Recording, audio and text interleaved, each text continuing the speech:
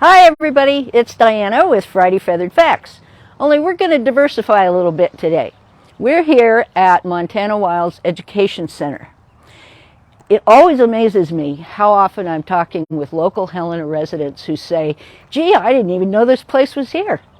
So we want to get the word out. This is an amazing place to come, and we're going to take an informal tour inside and show you what goes on in this building.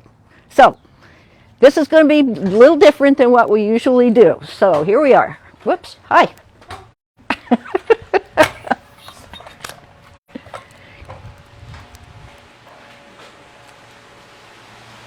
So we come into the front desk.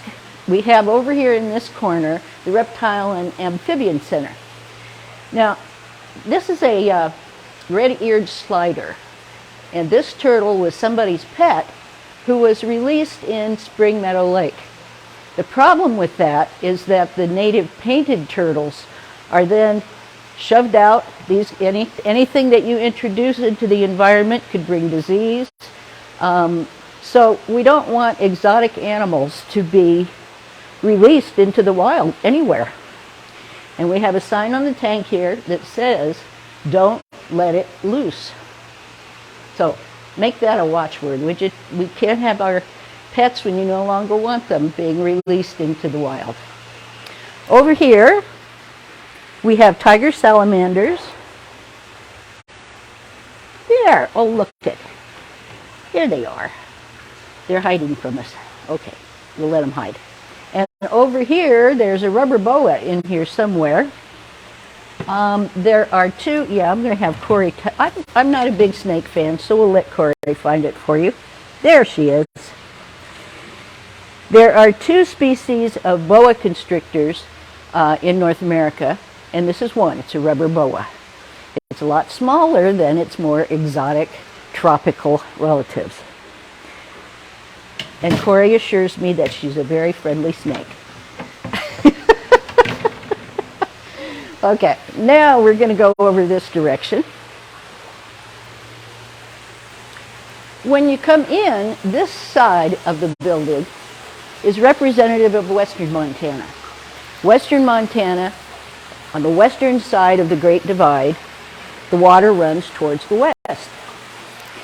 It's colder, it's more mountainous, and in these tanks, we have Arctic grayling, which are native to Montana. Now, most people know that we also have a lot of trout in the western Montana creeks and rivers. Well, there was trout in here, but they were eating the grayling, so we had to do something about that. So now we just have Arctic grayling in here. All of the mounts are representative of species that you will find in western Montana. The bighorn sheep, the mountain goat, and these are young bighorns and female bighorn. So then when we go through this direction, we have a gray wolf mount. We come over here, and we're in eastern Montana, where the waterways flow east. This is a carp, and this guy's very friendly. He always comes over to visit the people.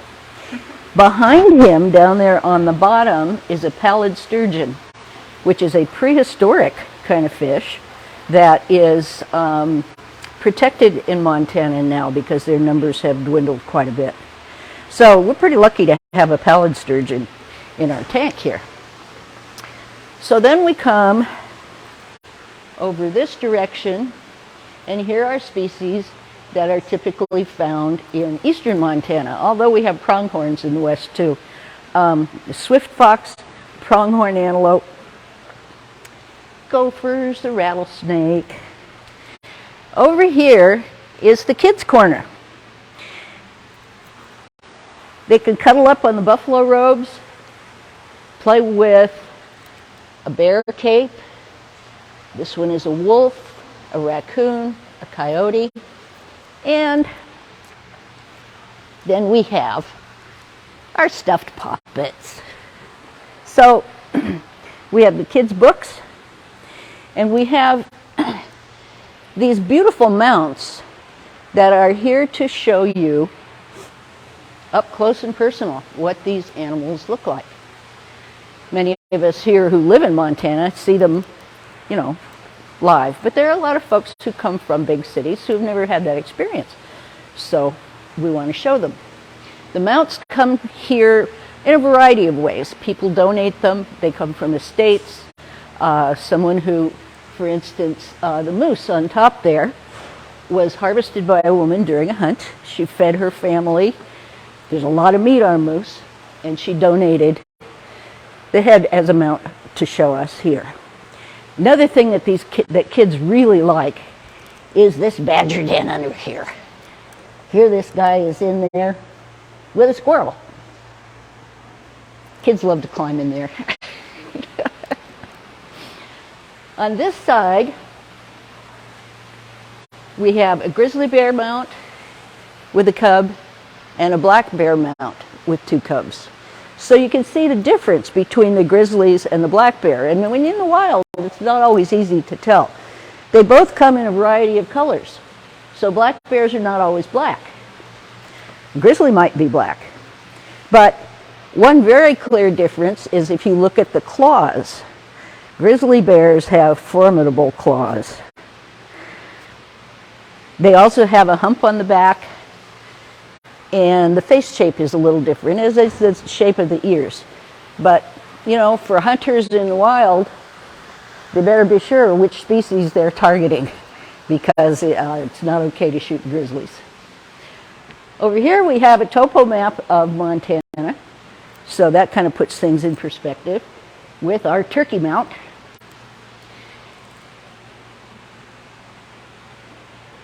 Then we come over here to the birds.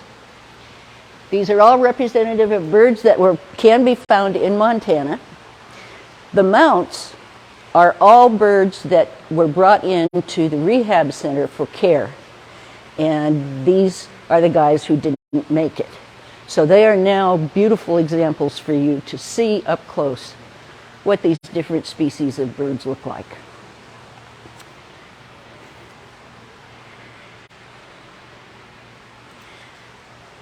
Then we come down here, and we've got some ducks here and a Canada goose. Over at this table, we're showing you bones. Now, this is a horse. Now, most people know what a horse looks like.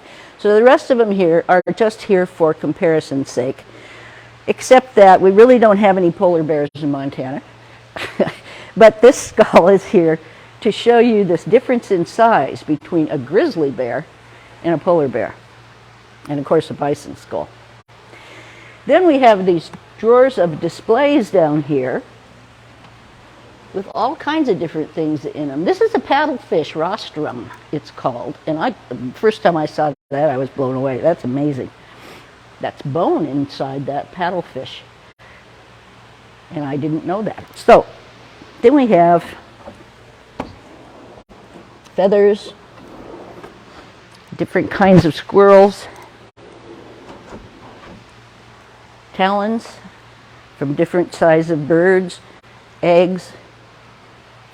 We have a full skeleton here of a black bear.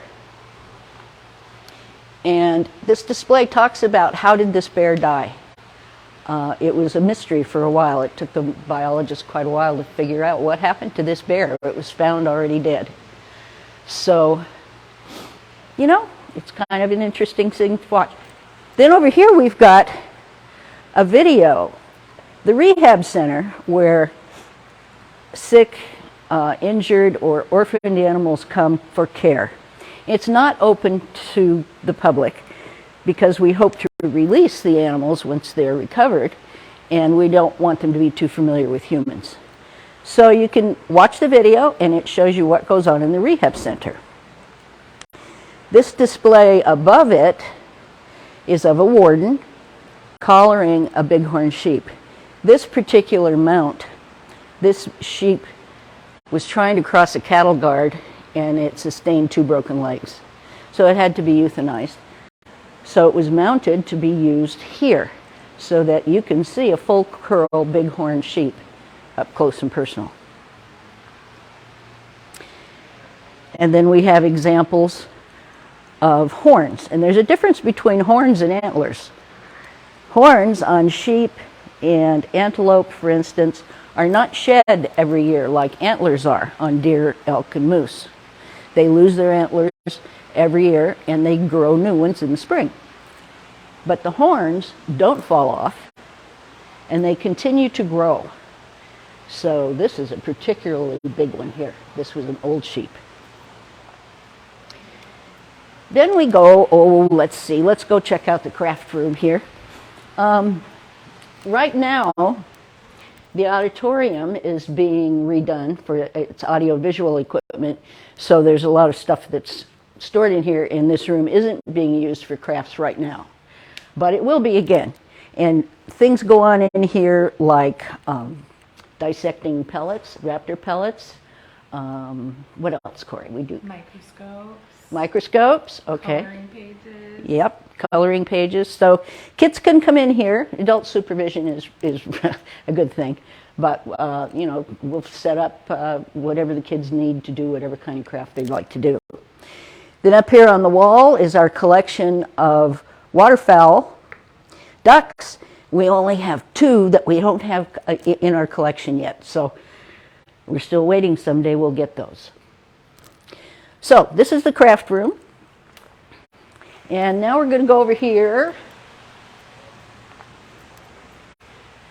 to the auditorium.